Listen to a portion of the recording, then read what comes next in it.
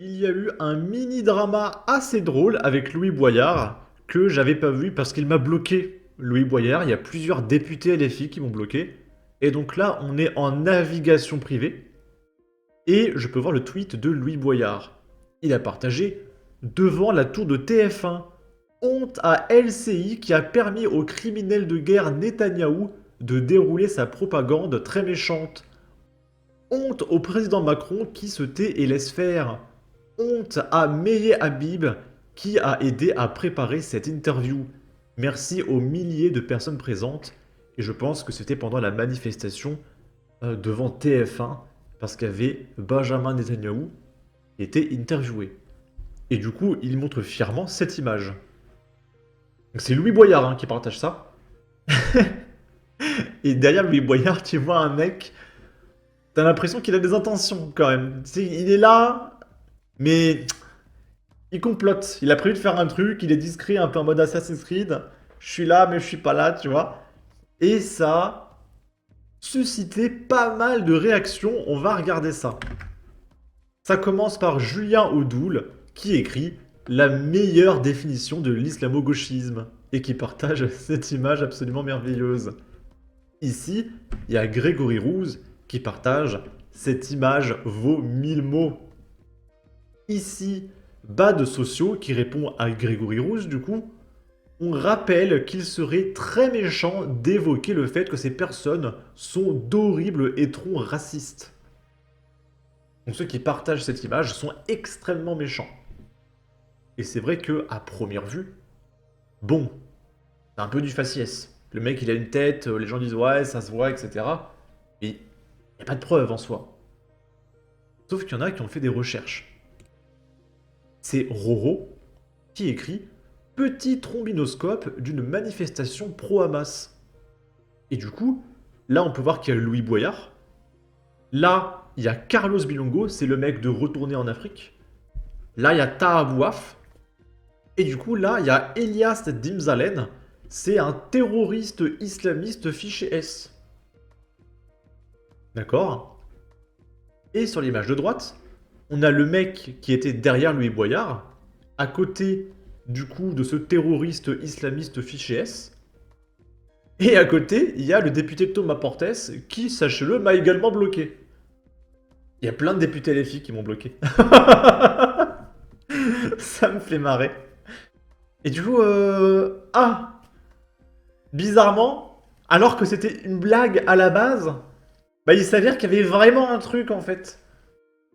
Donc du coup, il s'est rien passé parce que le mec n'a encore rien fait. Mais il faudra pas se plaindre dans 3 semaines s'il se passe une dinguerie et qu'on dit oh, comment on aurait pu le prévoir, tu vois. Enfin voilà, c'était un petit drama assez rigolo. Ici, il y a Gabriel Attal qui ose citer Simone Veil pour accuser la droite. Et il se prend un méga contre son camp. Il dit je pose la question aux amoureux de la France, voulez-vous vraiment qu'en 45 ans, le visage de notre pays, en Europe, passe celui de Simone Veil à celui de Marine Le Pen? En gros, imaginez Marine Le Pen au pouvoir, qu'aurait dit Simone Veil? Voulez-vous vraiment qu'en 45 ans, entre 1979 et 2024, le visage de la France en Europe passe de celui de Simone Veil à celui de Marine Le Pen? Oui ou non? Non. Voulons-nous passer de l'héroïsme au déclinisme? Oui ou non? Voulons-nous passer de la fierté à la honte? Oui ou non? Non. Voulons-nous passer d'une France moteur à une France en panne? Nous avons la réponse et nous allons nous battre pour la faire triompher dans les urnes.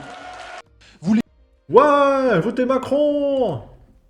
Et du coup, avant que je réponde à notre cher Gabi, on va regarder une petite vidéo partagée par Psyodélique. Donc, je vais devoir couper le son. Et je pense même que je vais devoir mettre un filtre anti-droit d'auteur. Hop. C'est une Algérienne qui est interviewée par rapport aux violences faites aux femmes. Et je vais vous lire les sous-titres.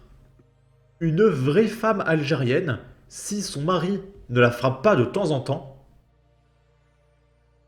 ça sent un peu la virilité. Et ça fait plaisir qu'elles aiment ça, d'accord? Je la frapperai, normalement, quoi. Pas trop fort, normalement.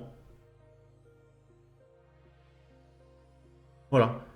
Et du coup, Gabriel Attal, mon cher Gabi, à ton avis, Simone Veil, dans un pays où les femmes sont de plus en plus victimes de ce genre de violence, serait-elle de gauche ou de droite?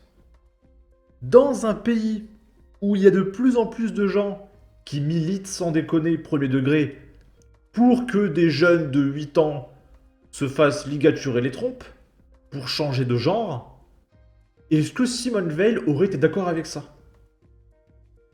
Est-ce qu'elle serait de gauche ou de droite? Eh ben tu sais quoi, moi je pense qu'elle serait de droite, Simone Veil, aujourd'hui. Et du coup, on va finir la vidéo sur le genre de France dans laquelle aurait pu vivre Simone Veil. On est à Angers, dans le 49. Il y a un homme de 77 ans qui demande à des jeunes à scooter de rouler moins vite. Il est frappé à coups de batte de baseball. Est-ce que Simone Veil aurait été d'accord avec ça? D'accord? Une grande tache de sang et beaucoup de colère. Voilà ce qu'il reste de la violente agression dont a été victime un septuagénaire jeudi 30 mai en fin de journée, place de la Fraternité à Angers, Maine-et-Loire. Vers 16 h, un homme âgé fait signe à deux jeunes de ralentir alors qu'ils sont en train de rouler à vive allure sur leur scooter, sur le trottoir et sans casque. Les deux jeunes font demi-tour et s'en prennent aux retraités. Ils lui ont donné des coups de batte de baseball, raconte un salarié d'un commerce de la place. Ce monsieur n'a fait qu'une simple remarque. Il a eu raison. Nous aurions tous fait ce genre de geste. Et il a failli mourir sur le trottoir, ajoute un employé. Et je ne suis pas d'accord. Parce que sachant que tu as une chance sur deux de te faire défoncer quand tu fais une remarque, non, nous n'aurions pas tous fait ce genre de geste. Moi-même, je fais plus de remarques, hein. Dans mon tram, des fois, je vois des mecs avec des pédos à la main en train de mollarder par terre. Bon, je sais que si je fais une remarque, il y a 80% de chances que le mec sorte un couteau. Donc je dis rien parce que j'ai pas envie de mourir. Ça, c'est le quotidien des gens en France. Les commerçants ont déjà à de multiples reprises alerté la mairie. On voit la police municipale mettre des amendes. Pour ça, pas de problème. Mais quand il s'agit d'arrêter les rodéos au bon moment, on ne voit plus personne, constate la responsable du salon de coiffure de la place. On a perdu le contrôle sur une part de la population. C'est irrémédiable, car c'est une vague submersible, terrifiant la France de Macron. Il ne fait rien contre cela, c'est ça le pire. Scandaleux, où est le respect des anciens? La décivilisation est en marche. J'espère qu'ils auront au moins 35 heures de travail général. Enfin, d'intérêt général, excusez-moi. J'ai confiance dans notre justice du mur des idiots. En tout cas, n'hésitez pas à donner votre avis, votre opinion, à partager, liker, commenter, ça aidera au référencement de la vidéo sur YouTube. Abonnez-vous, suivez-moi sur Twitter, et à la prochaine pour de futures vidéos. Ciao!